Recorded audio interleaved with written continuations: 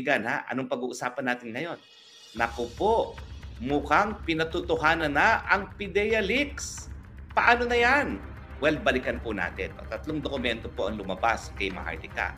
Isang pre-operations report at saka isang surveillance report. Now, bagamat ito po ay tinakpan kung sino ang pumirma, ang sabi natin, mapapatutuhanan yung mga dokumentong yan dahil hindi naman sila electronic documents sa pamamagitan lamang ng original at saka yung confirmation ng taong nakaligda na siya nga ang lumagda dyan.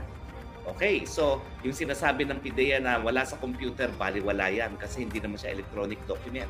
Siya ay isang ordinaryong papel na ang proseso ng pagpapatutuhanan limitado sa original at saka yung pagpapatunay ng nalagda nga niya yung nasa papel.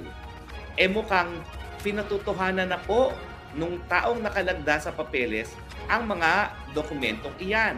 Paano po? Kasi po nagkaroon ng 2-page letter. Ito po yung 2-page letter na ilinabas din ni Maharlika. Ano bang nakalagda rito? Nako, tignan nyo itong second paragraph. Ito po, in-expand namin ang second paragraph. Tungkol doon sa mga classified information, tungkol sa mga dokumento ng political blogger na tumutukoy kay Maricel Soriano at politician Bongbong Marcos and others, alam ng lahat sa ating ahensya na ako po, nung panahon na yon, ang personal na nag-interview sa confidential informant noong March 10, 2012 at the IIS office in front of some IIS personnel who were present at the time. And the said interview was reduced to a sworn statement. The following day, upon taking the witness deposition, he immediately prepared the pre-ops and authority to operate for possible casing and surveillance, a process under the PIDEA Manual of Operations. So sinasabi po, nung nakapirma doon sa mga dokumento, yung pre-ops report at saka yung ano pa ito isa, yung surveillance report, na siya daw ang nag-interview sa confidential informant. At sa bisa nung kanyang interview sa confidential informant, ginawa niya yung dalawang dokumento na ilinabas ni Maharlika. Ibig sabihin, pinaninindigan niya na siya nga ang gumawa ng mga dokumento ni Maharlika. Ano ibig sabihin yan? Pinatutuhanan po niya yung kanyang dalawang dokumento na nainalabas na ni Maharlika. Yung pre-operation report at saka yung surveillance report.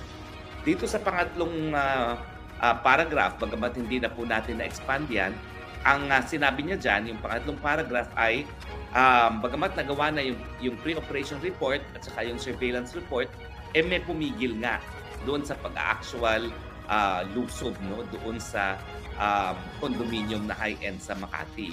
At pinangalanan niya kung sino yung mataas na opisyalis ng PIDEA. Apparently, isang mataas na opisyalis ng PIDEA ang pumigil doon sa pag-undertake ng actual operation. So ano po ibig sabihin nito? Mukhang dahil nagsulat ng ganito itong gumawa ng pre-operation report at surveillance report, pinatutuhanan po niya na siya nga ang responsable dito sa dokumento. Ibig sabihin, totoo ang mga dokumento na noong 2012 nagkaroon talaga ng ebidensya ang PIDEA sa pamamagitan ng isang confidential informant na gumagamit ng pulburon ang ating presidenteng BBM sa isang high-end condominium sa Makati. Ito ay kinorroborate ni Presidente Duterte nang sinabi niya sa Davao na nakakita siya ng ebidensya galing sa PIDEA na gumagamit at pinagbabawal na gamot ng ating presidente. Ngayong pinatutuhanan na po ng ahente na gumawa ng pre-operation report at yung surveillance report ang mga dokumentong yan, kinakailangan sumagot na si Presidente. Dahil pag hindi siya sumagot, yan po ay pag-amin na sa mga nilalaman ng mga dokumentong yun. Ano ba nilalaman ng mga dokumentong yun? Meron silang informant na palagi nagpupunta sa isang condominium unit sa Makati, itong ating presidente kasamang isang babaeng artista na doon sila tumitira ng pulburon. Mukhang ito ay pinatutuhanan yung paratang ni Presidente Duterte na gumagamit talaga ng pulburon ang ating presidente. Ang tanong, siguro kung nakalipas na yan, pwede naman patawarin ang ating presidente. Pero ang tanong, dahil alam naman natin nakaka-addict talaga yung pulburon na yan, hanggang ngayon kaya ay gumagamit siya. Sa akin, importante bigyan ng kasagutan yan dahil yan ay isang impormasyon na nakakaapekto sa pang-araw-araw na buhay ng mga Pilipino. Mantakin nyo, kinakaladkap tayo sa gera, yung pala, kung siya ay high at nasa influence ng pulburon, ay tama ba yung desisyon niya? Mantakin ninyo, sinusugal niya ang buhay ng mga Pilipino, mamamatay sa isang gera na hindi natin mapagwawagian, yung pala, merong impluensya ng droga ang kanyang pag-iisip. Kaya naman pala, nangako rin ng 20 pesos kada kilo. Yan naman po hindi ko sinasabi na conclusive na siya ay gumagamit na ng droga. Pero kailangan magsalita na siya. Hindi po pwedeng manahimik. Either umamin or pasinungalingan. Kung pasinungalingan, hindi lang salita-salita lamang. Kasi meron mga confidential informant at may mga taong gobyerno na talagang nag-casing na sa kanya. Kinakailangan talaga magpa-drug test. At syempre, ang sabi nga ni Maharlika, yung drug test ni Presidente, unbelievable naman dahil the whole process took 2 minutes.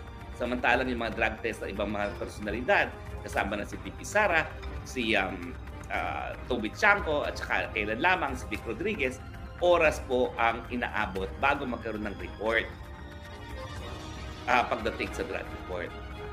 So ngayon, ang kailangan natin, transparency, Mr. President. Panahon na para magsalita. Kung sasabihin nyo naman na hindi na kayo gumagamit ngayon ng pulburon, baka naman kayo kasi po ang nakasalalay rito ay yung pagtiwala sa inyo ng taong bayan na kayo po ay nasa tamang pag-iisip, paggawa ng mga desisyon na napaka-importante sa taong bayan, lalong-lalo na sa panahon na mukhang ninanais ninyo magkaroon ng gera sa panig ng Pilipinas at ang China.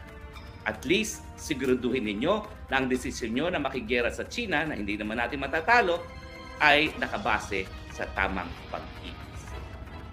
Agree ba kayo or disagree?